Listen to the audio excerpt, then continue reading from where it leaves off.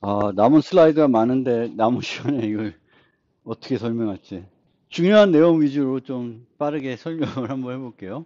이제 실제 왜 범용 프로그램 하는지 설명드렸고, 왜 배워야 되는지도 좀 설명드렸고, 얘네가 어떻게 동작하는지 설명드렸어요. 그럼 실제 이제 범용 클래스나 범용 함수를 이제 만들 때 여러분들이 알고 있어야 될 좀 내용들을 좀 소개를 하면, 이제 범용 클래스입니다. 얘는 범용 클래스인데, 여기서 좀 설명드리고 싶은 내용은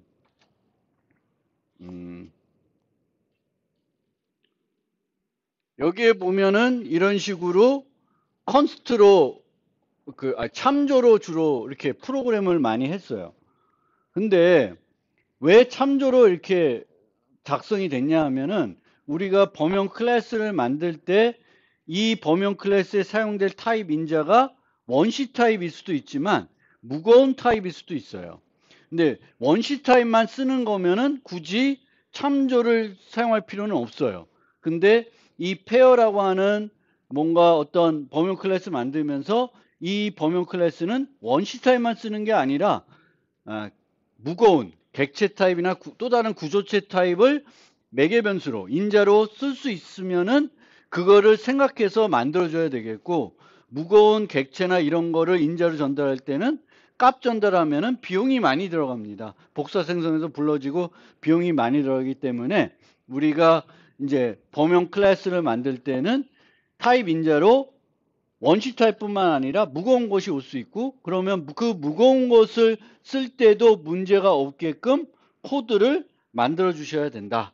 그래서 이렇게 쓰면 되겠고요. 그 다음에 요것도 여기도 하나 봐야 되는 게,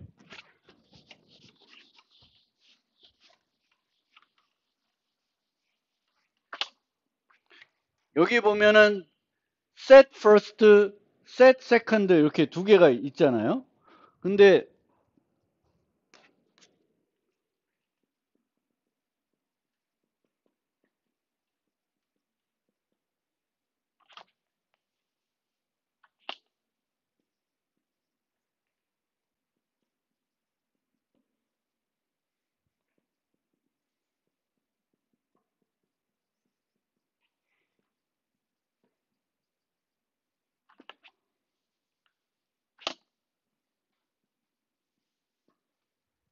set first, set second 하지 않고 그냥 똑같은 이름을 쓴다고 생각을 해보세요.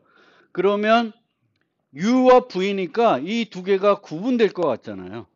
구분될 것 같은데, 보면은 UV에서 V 이퀄 U도 되어 있지만 우리가 쓸 때 어떻게 쓸 수 있냐면은 pair, int, int 이렇게 쓸 수도 있어요. 그러니까 두 개를 나열하는데 두 개를 똑같은 타입을 쓸 수가 있어요. 똑같은 타입을 쓰면은 여기가 int, 여기가 int가 돼요. 그러면 어떻게 돼? 이 두 개가 완전히 똑같아지죠. 그래서 다르면 문제가 안 되는데 같으면 문제가 돼요. 그래서 항상 여러 개의 매개 변수를 만약 쓴다. 그러면 그게 같아졌을 때 문제가 되게끔 코딩을 하시면 안 돼요. 그래서 여기에 set first, set second라는 형태로 이름을 붙인 거예요. 그냥 set 해도 될 것 같은 느낌이 들지만, 만약에 U와 V가 같으면은 이제 모호해지기 때문에 이제 그거를 생각해서 여러 개의 매개 변수를 쓸 때에는 만약에 요 U와 V가 같은 타입이 돼도 코드가 문제가 안 되게끔 만들어 주셔야 돼요. 그래서 범용 프로그램 할 때는 그걸 또 주의해야 된다. 그걸 생각하시면 되겠고, 나머지는 보시면 되겠고요. 그리고 이 범용 프로그램에서 얻어지는 이점 중에 하나가 뭐냐면은, 이제 이렇게 t를 쓰게 되면은 이제 첫 번째 매개 변수와 두 번째 매개 변수는 항상 같은 타입이 되는 겁니다. 범용 프로그램에서 같은 t를 쓰면 그 t들 쓰인 위치들은 똑같은 타입으로 만들어지기 때문에 그런 측면에서 우리가 범용 프로그램을 쓰면 좋아지는 점이 있어요. 그래서 그런 것들이 이제 여러분들이 생각해 보고 이점이고요. 그 다음에 요 예제는 뭐 아마 여러분들이 2학기에 자료구조 시간이 되면은 많이 만들 거예요. 근데 예를 들어 가지고 간단한 자료구조니까 자료구조 중에 가장 심플한 자료구조가 스택이라는 자료구조예요. 스택은 이제 넣고 빼는데 이렇게 동전 쌓기처럼 맨 위에다가 데이터를 추가할 수 있고 뺄 때도 그 맨 위에 있는 걸 뺄 수밖에 없어요. 중간에 있는 거 못 빼는 그런 그 자료 구조가 스택이라는 자료 구조입니다. 그래서 이 스택이라는 자료 구조들을 실제 한번 만들어 보면은 정수만을 유지하는 자료 구조를 만든 것과 이제 다른 걸 만들 때 코드의 차이가 하나도 없어요. 그러면 정수를 만드는 거를 이렇게 만들어 놓고 기계적으로 요 인트가 나온 위치들을 다 뭘로 바꾸면 돼요? t로 바꾸면 돼요. 근데 t로 바꾸면 되는데 여기서도 주의해야 될 점은 그냥 원래는 아까 int 할 때는 int n이라고 썼잖아요. 왜? 원시 타입이니까 뭐 얘를 값 전달해도 아무런 문제가 없어요. 근데 이런 원시 타입 전용 클래스를 범용으로 바꾸려고 할 때는 이제는 원시 타입뿐만 아니라 큰 애들 뭐 문자열이든 이런 애들도 올 수 있으니까 이렇게 이제 t 아이템이 아니라 const 참조로 바꿔놓으면은 이렇게 바꿔놓으면 int가 와도 뭐 int 참조를 보내나 값 전달하나 차이가 없고요. 구조체가 와도 뭐 무거운 것이 와도 문제가 없습니다. 그래서 이 반환하는 거나 이런 거 할 때 이제 그 잘 선택을 해가지고 참조를 쓸 수 있는 데는 참조를 쓰시면 돼요. 그래서 이 매개 변수에 항상 원시 타입뿐만 아니라 무거운 것도 올 수 있으니까 무거운 것이 오더라도 효과적으로 쓰일 수 있게 코드를 만들어 놓으면 원시 타입은 그때도 효과가 있으니까 그렇게 이제 형태로 코딩을 이제 하시면 되겠고요.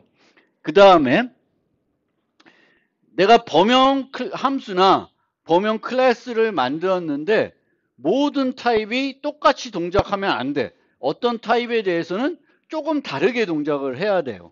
그럴 때 쓰는 게 스페셜라이제이션입니다. 그래서 얘는 여기에 보면은 원래는 이제 그 범용 클래스를 만들 때는 이런 식으로 만드는 건데 여기 보면은 요 꺽쇠 안에 아무것도 안 넣어요. 그리고 클래스 이름 뒤에다가 int를 붙여서 얘는 int 전용이 되는 거예요. 물론 스택을 int 전용으로 따로 만들 일은 없어요. 근데 문법을 소개하는 거예요. 근데 내가 어떤 함수들을 만드는데 모든 애들은 공통적으로 처리하지만 문자열만 조금 다르게 처리해야 돼. 그러면 문자열만 처리하는 함수를 따로 만들 수가 있는 거죠. 그게 이제 특수화, 스페셜라이제이션이라고 합니다. 그래서 모든 애들이 똑같이 동작하지 않고 일부 또는 하나 어떤 특별한 타입에 대해서는 조금 다르게 동작해야 될 때는 그거를 할 수 있는 어떤 장치가 있다 라는 걸 기억해 주시면 되겠고 그 다음에 템플릿 클래스 안에 이제 스태틱 멤버를 정의하는 거는 주의해야 된다. 주의해야 돼요. 원래 스태틱 클래스의 스태틱 멤버는 모든 클래스의 객체가 공유하는 하나만 존재하는 게 되잖아요. 근데 이 애는 범용 클래스니까 한 종류의 클래스만 존재하는 게 아니에요. int인 경우가 있겠고 더블인 경우가 있겠고 뭐 그렇게 되겠죠. 그러면 요 스태틱 변수는 int인 애들만 또 공유하는 애들 더블이면 또 만들어지는 거예요. 그래서 이 스태틱 데이터가 유일하게 하나만 존재하지 않는다는 거예요. 모든 종류의 어떤 타입을 쓰든지 다 공유하는 변수는 만들 수가 없어요. 스태틱을 해도 그렇게 되는 게 아니라 이 스태틱은 요 뭐 인트로 만든 애들은 다 공유하겠지. 그 애를. 그래서 초기화도 여러 번 해줘야 될 수도 있고요. 인트일 때 초기화해주고 더블일 때 초기화해주고 뭐 복잡하게 됩니다. 그래서 스태틱 변수를 쓰게 되면은 그게 이 범용 클래스로 만들어진 모든 애들이 다 공유하는 애들이 아니라 같은 타입 인자로 만들어진 애들만 공유하는 형태가 되기 때문에 조금 여러분들이 착각하고 쓰실 수 있으니까 좀 주의가 필요한 요소가 되겠고요. 그 다음에 뭐 이제 템플릿 클래스를 상속해서 일반 클래스가 템플릿 클래스를 상속할 수도 있고 어, 템플릿 클래스가 일반 클래스를 상속할 수도 있고 뭐 템플릿 클래스가 템플릿 클래스를 상속해서 만들 수도 있어요. 뭐 이런 식도 가능합니다. 얘는 UV 받는데 B는 U와 V 다 쓰지만 이 U는 이제 A가 쓰는 U가 되는 거죠. 이제 이런 식으로 뭐 다양하게 템플릿 클래스와 일반 클래스를 섞어가서 이제 상속 관계로 놓여가지고 이제 활용할 수도 있고요. 그 다음에 클래스에 있는 일부 메소드만 범용 클래스로 만들 수도 있어요. 근데 왜 일부 메소드만, 일반 클래스의 일부 메소드만 범용 클래스로 만들 필요성이 언제 생기냐 하면은 이제 그 아까 뒤에 나오는 완벽 포워딩이 필요할 때 이제 써야 되겠고요. 이제 그 스택 같은 거 만들 때도 스택은 범용 클래스잖아요. 그 범용 클래스 안에 어떤 함수를 또 범용 메소드를 범용 메소드로 만들 수도 있어요. 필요에 따라서. 그래서 이제 그런 복잡한 게 만들어진다라는 거고요. 그 다음에 이제 템플릿으로 가면은 이제 일반 함수에서는 이제 그 가변 인자를 받는 그런 함수들을 만들기가 어려운데 템플릿은 의외로 쉽게 가변 인자를 받는 그 함수, 범용 함수를 만들 수가 있습니다. 그래서 이렇게 점점점을 쓰게 되면은 이제 타입 매개 변수가 여러 개가 올 수 있는 거예요. 두 개가 더 올 수도 있고, 세 개가 더 올 수도 있고, 여러 개가 올 수도 있고, 그 애들의 타입이 다 달라도 돼요. 타입을 제한하지 않아요. 그래서 여러 개가 올 수 있는데, 보통은 일반적인 경우에는 다 다른 애들, 그러니까 타입이 막 아무렇게나 막 올 수 있는 그런 애들을 처리할 때 얘를 쓰는 게 아니라, 뭐 인트를 10개 받는 거, 3개 받는 거, 5개 받는 거 이런 것들을 만들 때에 이제 요 기능들을 많이 만들어요.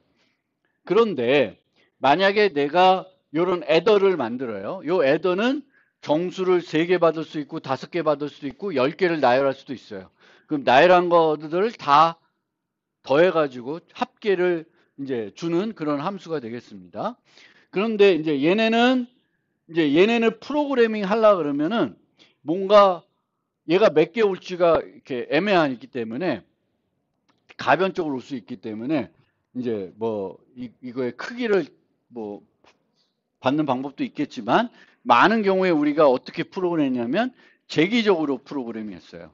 그러면 얘는 이제 10개 받았으면 이제 하나 빼고 9개 받는 애로 부르는 거예요. 그럼 또 얘를 부를 거고 또 그 9개 받은 애는 이제 하나 빼고 8개 부른 애를 또 부를 거예요. 근데 그렇게 이제 부르다 보면 최종적으로는 인자가 하나만 있는 함수를 호출해야 되겠죠. 그런데 얘는 그걸 처리를 못 하는 거예요. 얘는 무조건 둘 이상이 돼야 돼.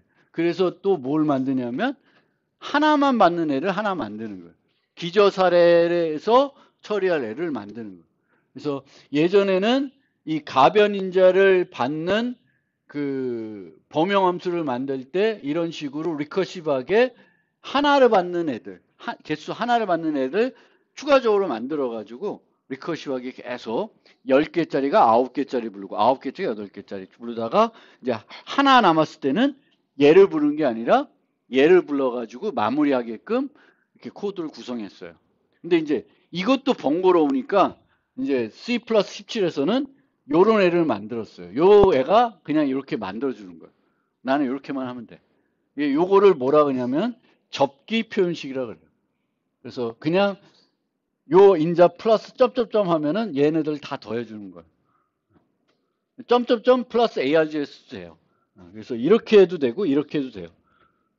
그래서 요 번거로워서 요거를 간단하게 해주는 애를 하나 더 C+17에서는 도입했다. 그래서 얘를 뭐라 그러냐면 접기 표현식이라 그래요. 뭐 그런 개념이 있고요. 그 다음에 이제 오늘 중요하게 여러분들한테 얘기해야 될 얘기가 하나가 완벽 포워딩을 조금 그래도 조금 설명드려야 되니까 그 완벽 포워딩을 설명하기 앞서서 잠깐 이제 std 무브를 우리가 또 잠깐 다시 한번 생각을 해보면 std 무브는 뭘 해줘요? L 밸류를 R 밸류로 바꿔줍니다. L 밸류, R 밸류. 그리고 이제 우리가 이제 복사하는 방법이 있고 이동하는 방법이 있어요. 근데 모든 애들이 복사하는 것보다 이동하는 게 좋은 건 아니에요. 이동하는 게 유리한 애들도 있지만 그렇지 않은 애들도 있어요. 그러니까 이동하는 게 의미가 없는 거죠. 이동이나 복사나 차이가 없습니다. 예를 들면 어떤 클래스가 있는데 그 클래스의 멤버 변수들은 모두 원시 타입밖에 없어. 그러면 이동이나 복사나 비용이 차이가 없습니다. 근데 이제 어떤 애가 이제 SD 스윙처럼 동적 할당해가지고 공간을 데이터를 유지하는 애가 있어요. 그럼 얘는 복사하는 것보다는 이동하는 게 더 효과적인 애들이죠. 그러면 이 수업을 보면 예전에는 C에서는 얘를 어떻게 구현했냐면 이제 포인터로 구현했을 거예요. 이제 C++는 이렇게 범용으로 이제 참조로 구현합니다. 그리고 이제 최근에는 이제 이런 식으로 바꿔놨어요. 그래서 얘를 보면은 이제 A를 무브시키는 겁니다. 그러니까 A가 만약에 우리가 A 이퀄 B 하는데 B를 그 다음에 더 안 써. 그러면 복사하는 것보다 이동하는 게 더 효율적인 애들이 있는 거예요. 그래서 무브시키는 거다. 무브시키는 형태로 구현하면 얘보다는 얘가 항상 효과적인 건 아닌데 언제 효과적이에요? 요 사용되는 T가 이동이 효율성이 있는 애들은 얘가 훨씬 더 효율적인 애들이 돼요. 복사하지 않고도 그냥 주소만 뺏어와 가지고 진행되기 때문에 훨씬 더 효과적인 애들이 있습니다. 그래서 우리가 그 std move라는 거를 좀 잘 알고 그 A 이퀄 B인데 내가 사용한 타입이 이동하는 게 복사하는 것보다 효과적이라는 걸 알면 내가 일부러 필요할 때 std move를 쓰면은 효율성을 높일 수 있다. 그거의 예제로 이제 수업 개념을 드렸고요. 그 다음에 이제 완벽 포워딩을 조금 그래도 설명을 드리면은 완벽 포워딩은 뭐라는 거냐면은 어떤 인자를 받은 함수가 어떤 인자를 받았는데 받은 인자의 그 특성 L 밸류인지 R 밸류인지 그 특성을 유지한 상태로 다시 전달하는 거예요. 내가 호출하는 또 다른 함수한테 그 함수 내에서 호출하는 또 다른 함수한테 얘의 그 L 밸류, R 밸류 특성을 안 바꾸고 그대로 전달하는 거예요. 그게 완벽 포워딩이에요. L 밸류를 받으면 L 밸류를 전달하고 R 밸류를 받으면 R 밸류로 전달하는 겁니다. 근데 이제 문제는 뭐냐면은 이제 이런 애들이겠죠. 요 애는 R 밸류를 받았겠죠. 근데 여기서 foo A 하게 되면은 이거는 R 밸류가 아니라 A 자체는 여기서 받으면서 A는 변수이기 때문에 L 밸류가 돼버려요. 그래서 이 L 밸류로 바뀌어진 애를 다시 R 밸류 바뀌어주기 위해서는 이런 식으로 내가 직접적으로 std move를 써줘야 되는 거예요. 근데 이렇게 쓰다 보면은 이게 복잡하죠.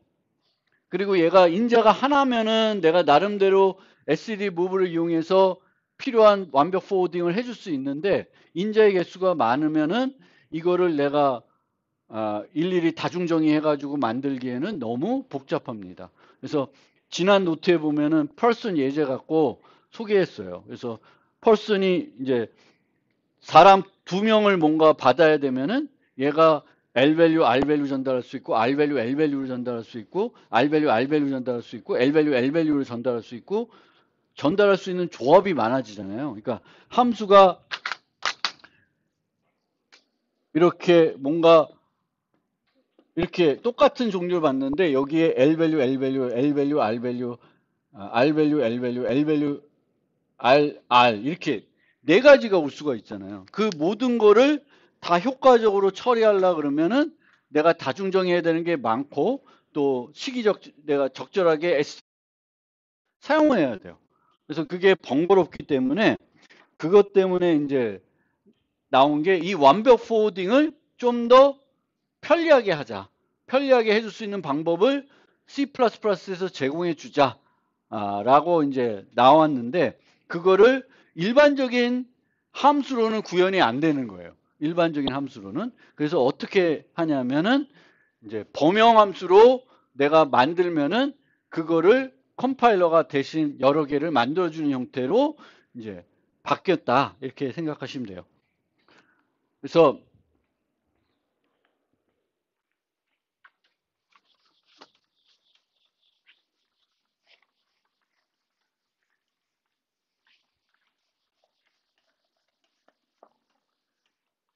요 이해가 상당히 어렵고 중요한데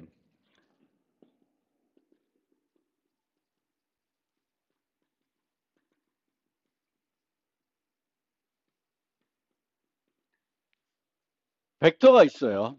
근데 벡터가 인트가 아니라 원시 타입이 아니라 무거운 애요. 뭐 여기 person이든 뭔가 무거운 타입을 유지하는 애들이에요.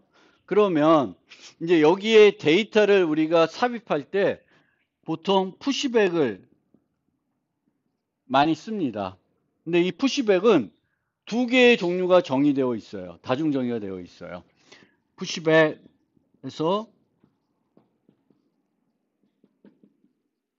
요 버전이 하나 있고요. 그럼 요 버전은 이제 L 밸류도 되고 R 밸류도 되는데 뭘 하나 또 만들었냐면 요 버전도 있어요. 그러면 L 밸류를 내가 전달한다. 뭐 std string s 해가지고 애플 이런 식으로 있어요. 그러면 100 푸시백 s 이렇게 되면 여기에 불러지겠죠. 근데 내가 100 푸시백 뭐 바나나 그러면 이제 요로 가게끔 이제 되는 거예요. 그래서 R 밸류를 받는 애 이제 그 L 밸류를 받는 애가 따로 있습니다. 그러면 얘는 내부적으로 어떻게 구현이 되냐면 벡터는 내부적으로 배열에다가 이 데이터들을 저장해요. 그러면 요번에 저장할 곳이 버퍼가 있는데 어떤 인덱스 여기다가 이제 저장을 해야 될 순서야. 그러면 여기가 V면 이코로 V 이렇게 불러줘요. 그러면 여기서는 어떤 대입 연산자가 불러질까? 요 경우에는 요 이코르 V는 복사 대입이 불러질 거예요. 복사 대입. 왜냐면 얘 L 밸류니까 내가 이 밖에 거를 막 수정할 수는 없잖아요. 그래서 이제 요 L 밸류를 받으면 복사 생성자를 불러가지고 하나를 또 만들어가지고 배열에다가 저장해주는 형태가 되겠습니다. 요 경우에는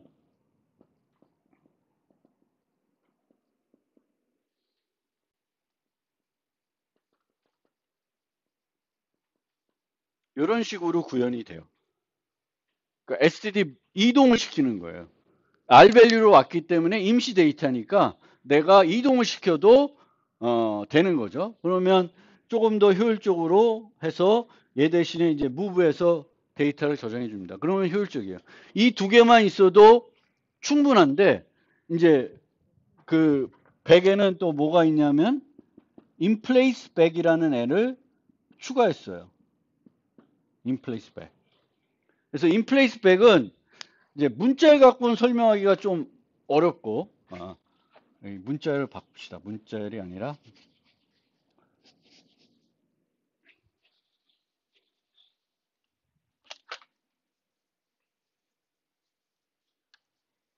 student라고 합시다.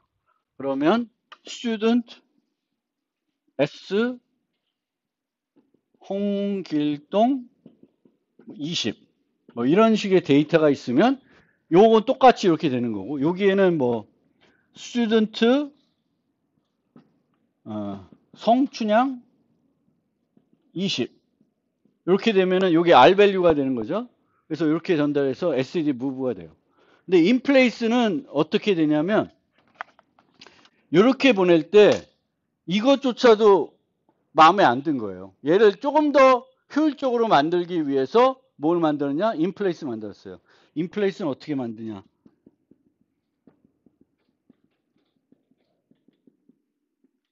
이런 식으로 돼요. 이게 뭐냐면은 저장될 그 객체를 만들기 위해서 필요한 인자들을 얘한테 전달해 줍니다. 성춘향 20. 그러면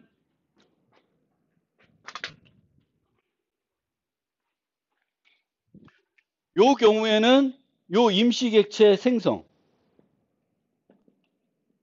그 다음에 SED move 요 두 가지 비용이 드는 거죠. 그럼 여기는 임시 객체를 안 만들었잖아요.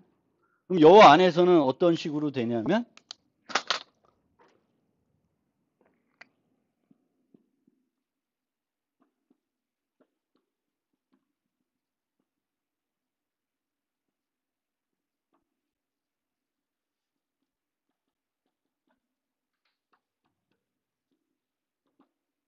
이런 식으로 요 법 위치에서 그 객체를 생성해요.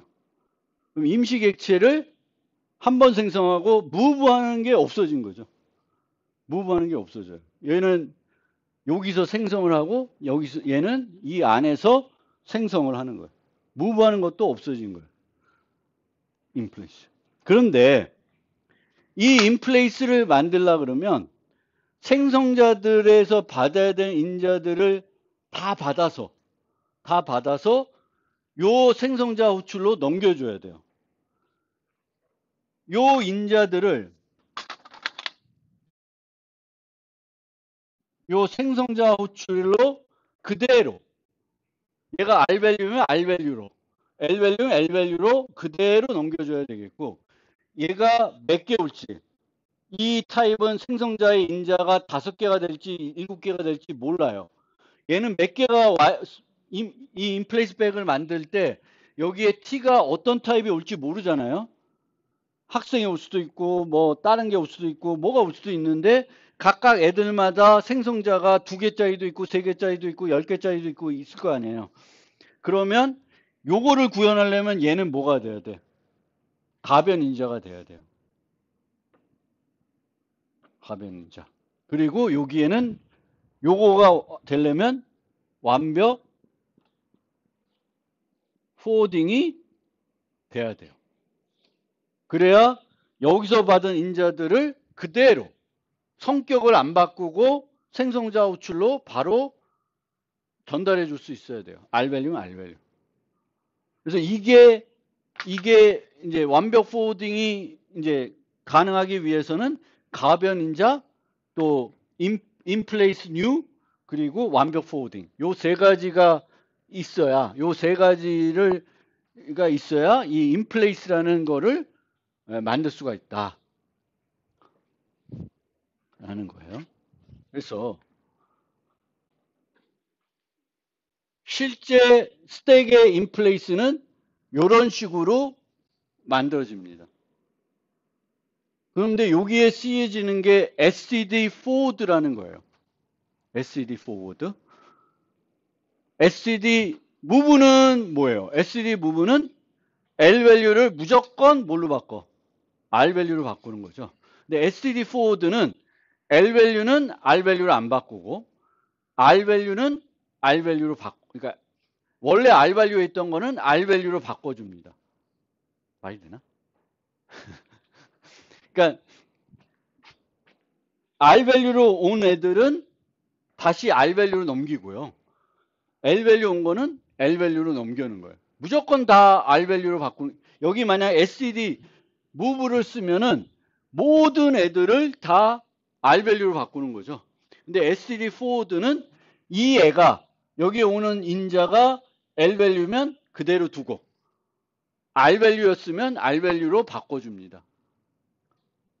왜냐하면 한번 거치게 되면, 우리가 거치게 되면 여기서 본 것처럼 이렇게 인자로 R 밸류가 왔지만 요 A라는 매개 변수가 사용하는 그 시점이 되면 A는 L 밸류가 돼요.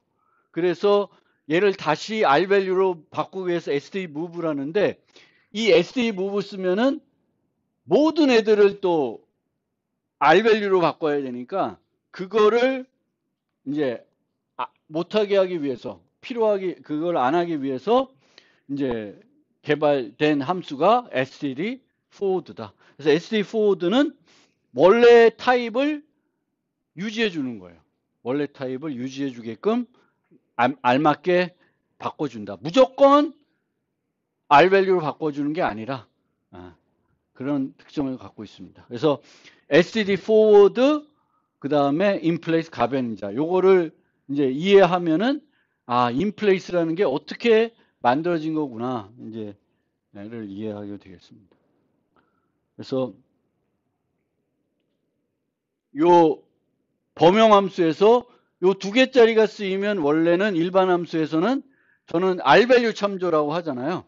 얘는 R 밸류 참조가 아니라 그 포워딩 참조라고 해요. 그래서 L 밸류가 오든 R 밸류가 오든 다 올 수가 있고요. L 밸류는 L 밸류로 다 이렇게 넘겨주게 되겠습니다. 그래서 얘는 문제없이 모든 종류를, 그러니까 원래는 우리가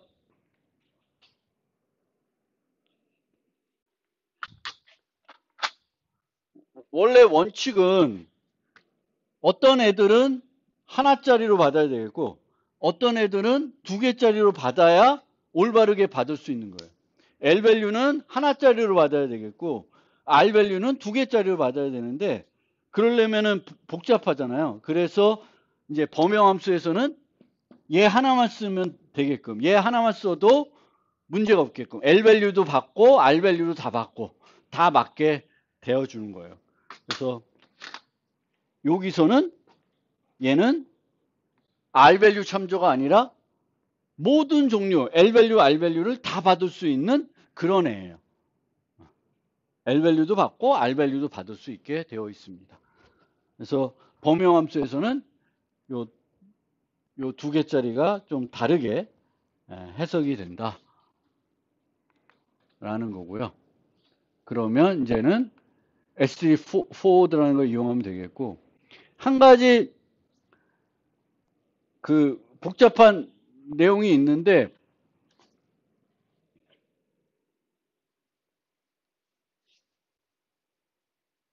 이런 식으로 범용 함수가 만들어져 있어요. 이런 식으로 만들어져 있는데 이렇게 내가 썼어요. 이렇게. 그럼 이렇게 쓰면은 어떻게 되냐면 요 형태가 되죠. 말도 안 되는 형태가 되죠.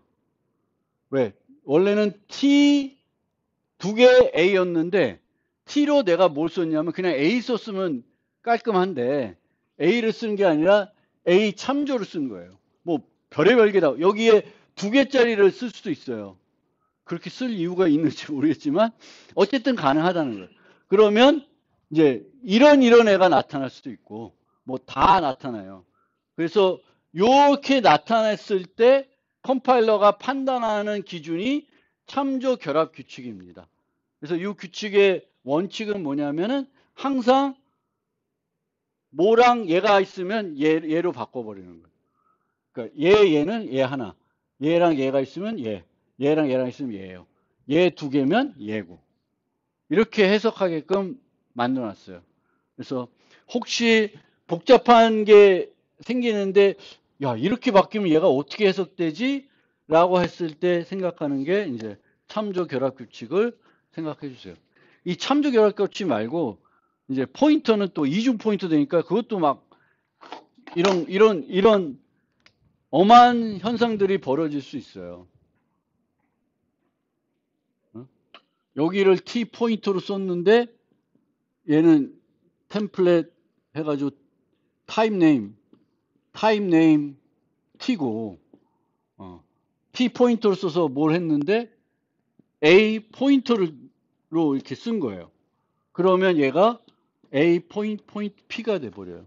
그러면 내가 생각했던 거하고는 또 전혀 다르게 그게 나타날 수 있어요. 복잡해지지. 그러니까 그런 복잡한 거는 그냥 쓸 일 없으니까 무시하는데 최소 제가 조금 여러분들이 이해해 주셨으면 좋겠으냐면 조금 상위 레벨에서 인플레이스가 왜 만들었지?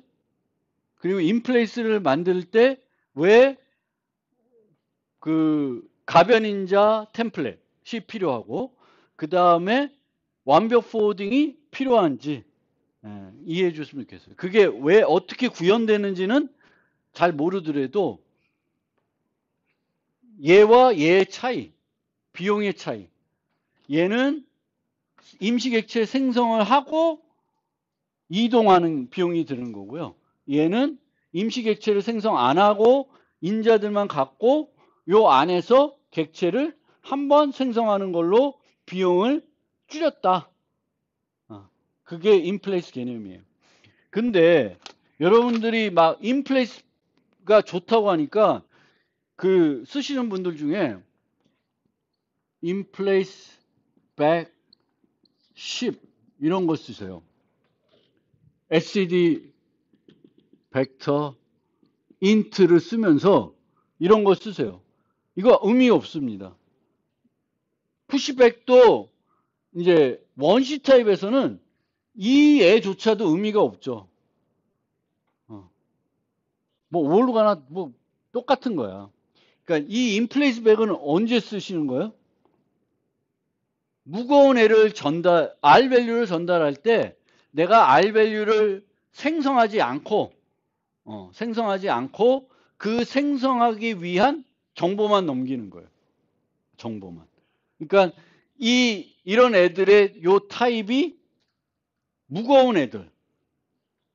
구조체 같이 이제 여러 값들을 유지하는 무거운 애들을 유지하는데 조금 더 효율을 높이고 싶어. 이 정도도 원래 충분해요. 충분한데 요거보다 조금 더 효율적으로 하고 싶으면 이제 요거를 요 인플레이스를 쓰시면 돼요. 원시 타입 쓰는데 인플레이스 막 쓰시는 아무런 의미가 없습니다. 원시 타입은 참조로 전달하나 값으로 전달하나 뭐 차이가 없어요. 비용에 있어서. 그래서 무거운 애들을 전달할 때만 의미가 있는 거다라는 거고요. 그 다음에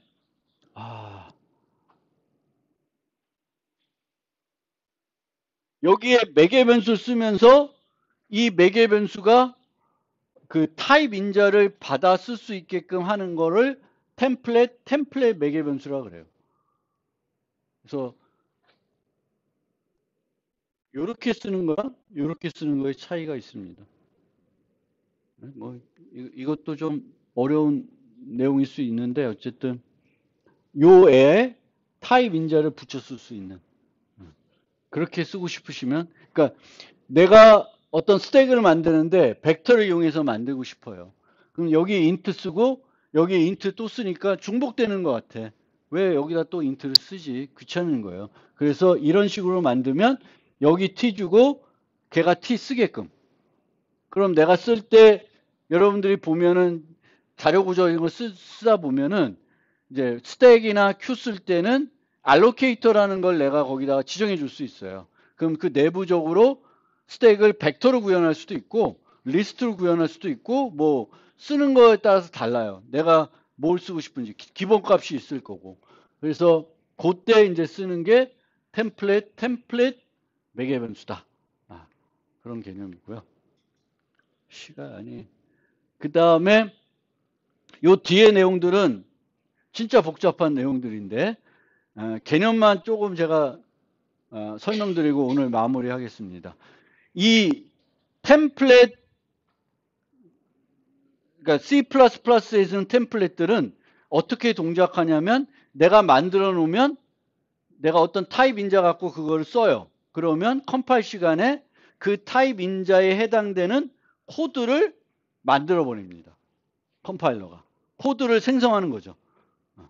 그러니까 내가 준 타입 매개 변수를 이용하는 코드를 실제 인자를 사용하는 코드로 바꾸는 작업이 언제 일어나요? 컴파일 시간에 일어나는 거예요. 그 컴파일 시간에 일어나는 그 작업을 활용해 가지고 조금 더 C++가 원래 못했던 것들을 할 수 있게 하는 여러 가지 기능들이 이제 최근에 많이 추가가 되고 있습니다. 그것 중에 대표적인 게 하나가 이런 거예요. if const express 해가지고 조건부 컴파일이 되는 거예요. 그러면 저 t가 어떤 타입에 따라서 이 생성되는 코드가 달라집니다. 예를 들면은 여기가 int가 오면은 코드가 이 코드를 이런 식으로 제너레이트 해요. 그래서 저 t가 무슨 타입인지를 보고 이제 생성할 때 이제 조건부로 얘가 t가 is arithmetic이라고 하는 어떤 게 있어요. 그러면 뭐 산술 타입이다. 그럼 산술 타입은 요것만 쓰게끔. 그럼 나머지 이 두 개는 이제 버리고 요걸로 코드가 만들어진 거예요. int 코드는. 그래서 조건부 컴파일이라고 해가지고 타입에 따라서 어떤 매개 변수가 오냐에 따라서 코드를 똑같은 걸 늘 만드는 게 아니라 그 타입에 최적화된 코드를 만들어서 쓸 수 있게끔 하는 그런 게 이제 조건부 컴파일이라는 개념이 있고요. 그 다음에 이제 메타 프로그래밍이라는 게 있어요. 이 메타 프로그래밍은 그 기능, 즉 컴파일러가 코드들을 컴파일 시간에 생성하는데 그 생성하는 그 특징을 이용해 가지고 많은 것을 실행 시간에 하는 게 아니라 컴파일 시간에 하도록 프로그램하는 걸 이제 메타 프로그래밍이라고 그래요. 그래서 이 메타 프로그램을 이용하게 되면은 실제 그 일반적인 프로그램에 할 수 없었던 좀 되게 못했던 것들을 할 수 있게 해줍니다. 근데 이 기능은 되게 조금은 복잡하고 생소한 개념이라 그냥 C++는 최근에 메타 프로그래밍이라는 게 있다. 이 메타 프로그래밍은 이 범용 프로그래밍에서 그 범용 프로그래밍 할 때 컴파일러가 그 타입 매개 변수로 작성된 코드를 컴파일 시간에 코드를 생성하는데 그 특징을 이용해 가지고 컴파일 시간에 뭔가 많은 것들을 해 가지고 최적화해 가지고 기능을 향상시키고 또 원래는 못했던 할 수 없었던 일들을 하게끔 만드는 그런 기능이 메타 프로그램입니다. 저도 이 메타 프로그램을 인지한 지는 얼마 안 돼서 자세히 설명드리기도 어려울 뿐만 아니라 여러분도 이해하기는 어려울 수 있어요. 그래도 이런 게 있다 정도는 여러분들이 이제 알고 가시면은 나중에 이 중에 또 아주 나는 C++ 전문가가 되고 싶다. 그러면은 이제 요 기능을 조금 익히면 이제 그 아주 시중에 돌아다니는 복잡한 코드를 보면서 얘는 메타 프로그램 활용하고 있는 코드구나. 이런 거를 이제 이해할 수가 있을 거가 돼요. 그리고 이 메타 프로그램도 해보면 그렇게 어려운 건 아니에요. 익숙하지가 않을 뿐이지. 익숙하지가 않아서 그러는 건데, 이제 얘네들이 나가서 이제 어떤 것들이 되냐면은 이런 개념들을 만들어 가지고 예전에는 요 타입에 쓸 수 있는 것들을 제한하는 방법이 별로 없었어요.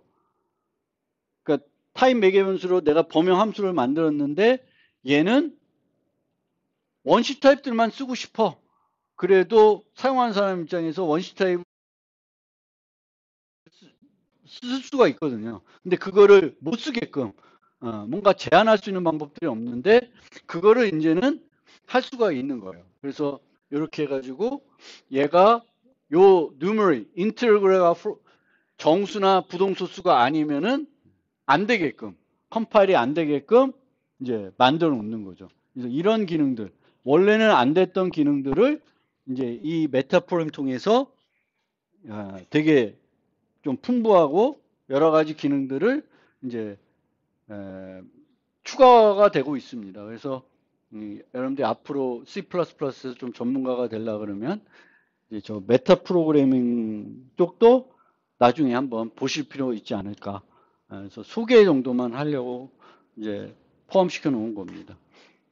오늘은 여기까지 설명드리고 다음 주 화요일 날 마지막 수업을 진행하겠습니다.